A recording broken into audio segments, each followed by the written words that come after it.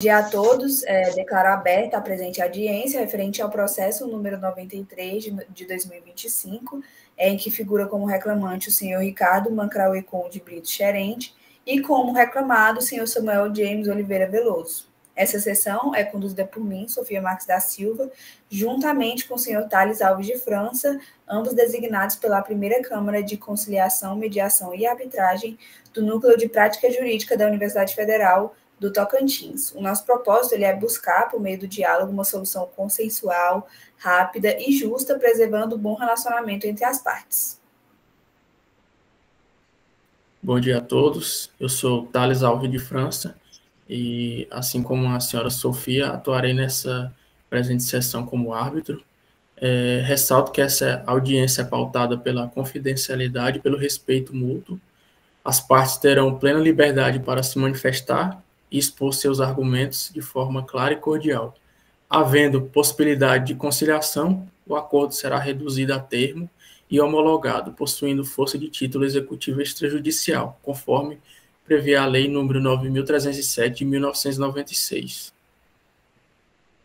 Bom, em síntese, o reclamante ajuizou a ação arbitral de cobrança de reparo material contra o reclamado, alegando que o reclamado, o senhor Samuel James, durante o período de locação de um imóvel em Palmas, causou danos materiais significativos ao bem locado.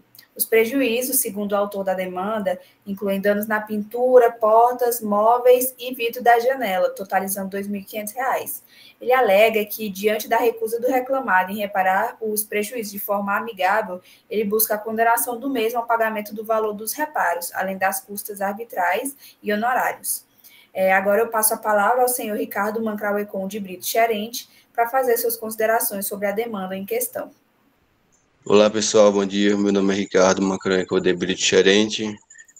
Como previsto lá, eu tinha uma casa aqui na cidade de Palmas e eu aluguei para o senhor Samuel James Oliveira Veloso, né, no período de 60 dias.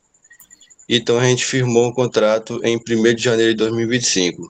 Eu entreguei a casa para ele tudo certo e quando ele me devolveu a casa, eu reparei alguns danos ausentes, como portas de madeira, arranhões em móveis quebrados de janela, e aí eu venho essa câmera para poder totalizar o valor da ausência do meu móvel, né, que foi de R$ 2.500.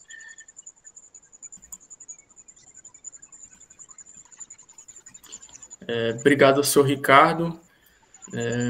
Ressalto que o requerido, por sua vez, contesta integralmente esses fatos alegados pelo requerente, reconhecendo apenas o dano referente ao vidro da janela, pelo qual ele se compromete a reparar. Quanto aos demais danos na pintura, na porta e nos móveis, o requerido, senhor Samuel James, nega qualquer responsabilidade e sustenta que esses defeitos já existiam antes da locação.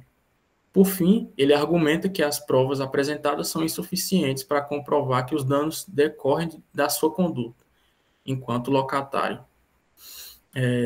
Ainda diz, em sua contestação, que não havia uma perícia técnica que pudesse comprovar o nexo causal entre o uso do imóvel e os prejuízos alegados pelo senhor Ricardo. Agora eu passo a palavra ao senhor Samuel James de Oliveira Veloso para que possa fazer suas considerações iniciais. Bom dia a todos. Eu queria esclarecer que, como você disse, eu reconheço apenas o dano pelo vidro. Quanto os demais itens, como porta, os móveis, eles vêm já de um uso decorrente de antes. Tanto que na nossa vistoria que foi feita inicialmente, ela demonstra todos esses defeitos. E assim como mensagens que eu troquei com o senhor Ricardo e fotos que eu mandei comprovam que os outros demais itens eles já tinham ocorrido.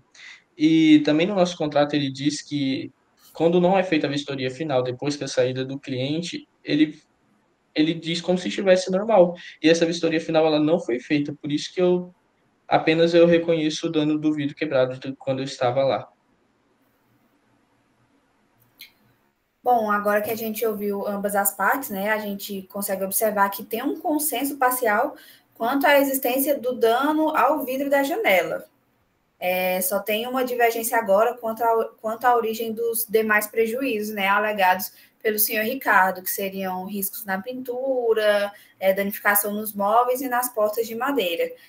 Considerando o curto período da alocação, né, de 60 dias, a natureza dos danos descritos e a boa-fé das partes, essa Câmara ela entende ser possível alcançar uma composição de forma equilibrada. E com base nisso, eu pergunto ao reclamado, senhor Samuel James Oliveira Veloso, se ele possui alguma proposta de acordo para formular ao reclamante, com o objetivo de encerrar a presente discussão.